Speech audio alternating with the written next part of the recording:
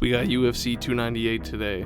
Let's waste no time and get into the predictions. The final prelim is number 3 Amanda Lemos versus number 7 Mackenzie Dern. There's not much to say about the fight, but I think Amanda Lemos has a way better chance on the feet. Dern does not have that good of striking. She also just got knocked out in her last fight, getting knocked down like 4 or 5 times. Dern has good submissions, but hasn't gotten one since 2021. And if Dern tries to continue striking like she did in the Jessica Andrade fight, she'll probably get knocked out yet again. So if Mackenzie Dern tries to go for the takedown and try and get a submission, she has a good chance at winning, because Lemos is getting to the tail end of her career. But if Mackenzie tries striking like she did in her last fight, she'll probably end up getting knocked out, because Mackenzie is shown to be very inconsistent, and she seems to have fallen in love with trying to strike. So that's why I've made my decision. Amanda Lemos wins by stoppage.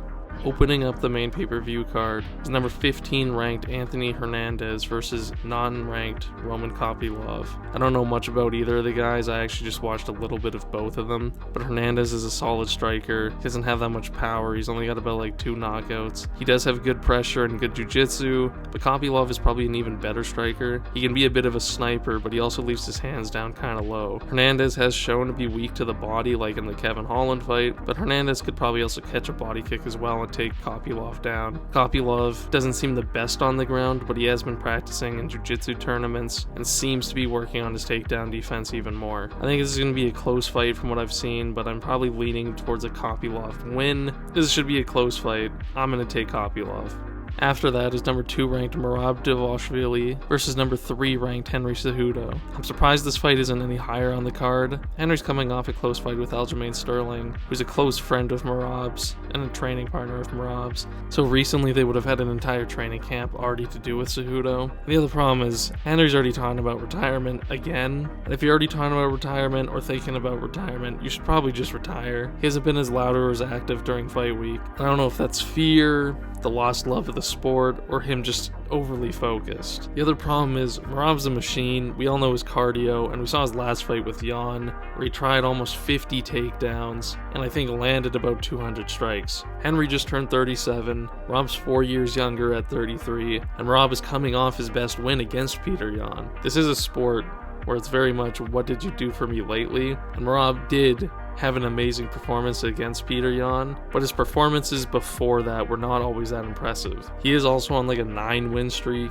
He's 1 fight away from the title he should already be fighting for, and I do think this actually has a chance of being the best fight of the night. Henry's got amazing wrestling, he's got really good striking, but Merab has amazing cardio, and he's extremely active. He just hunts you down, but he does leave himself open, and he can be hurt. If Henry was younger, I would favor him to win this fight, but his age and his mind already focused on retirement against Merab's age and his determination to become champion makes me just think Merab could win this fight. So I'm going to take Merab to win by unanimous decision. Next up is number 8 Jeff Neal versus number 10 Ian Gary. Gary has been in a ton of controversy for the last few months, and some fair, some blown out of the water, but Ian also looked kind of sad at the press conference. His last fight was against Neil Magny, where he got a dominant win, and that was last August. Since then, he's also been kicked out of his gym, moved to a new gym, become vegan, and blocked everyone on the internet.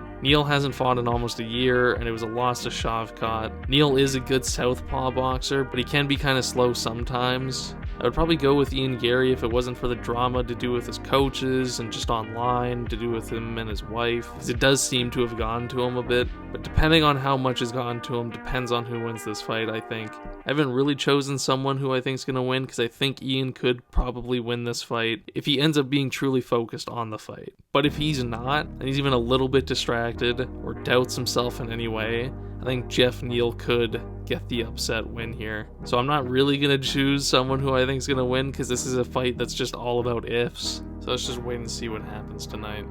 For the co-main, we got number 3 Robert Whittaker versus number 6 Paulo Costa. Costa has all the tools to win, but I think he likes being a superstar more than a championship caliber fighter. He's also been extremely inactive through his career, and his last win was amazing against Luke Rockhold. Although he did get the unanimous decision win over Luke Rockhold, it wasn't an amazing performance fighting someone in their retirement fight. He hasn't also gotten a KO in years, and he's pulled out of most of his last few fights. but he does have a chance here because Whitaker is starting to slow down, but we all know Whitaker's extremely well-rounded. He's quick, has good footwork, but he has a simple output in his variety, and he doesn't have that strong of a chin. So Costa could win if he doesn't just follow, but try and cut off Rob on the cage and throw his hands. He hasn't shown that in his last few performances though. He's been quite reserved, and although Whitaker is slowing down, I still think he wants to fight for the championship and either get a third fight with Adesanya or get his rematch against Dricus du Plessis. So I'm going to take Robert Whitaker to win by unanimous decision.